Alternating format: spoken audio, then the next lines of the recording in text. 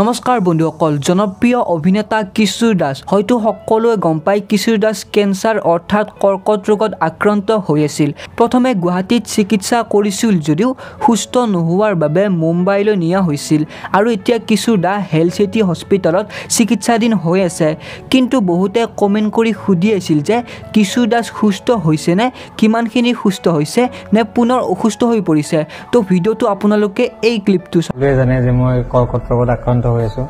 আৰু মই যেহেতু চিকিৎসাৰ কাৰণে বম্বেত আছিলো মাজতে গুৱাহাটী গৈছিলো যদি আকৌ মই বিশেষ কাৰণত বম্বেত আহিবলগীয়া হ'ল গতিকে মই বম্বেতে এতিয়া উপস্থিত আছো আৰু ইয়াতে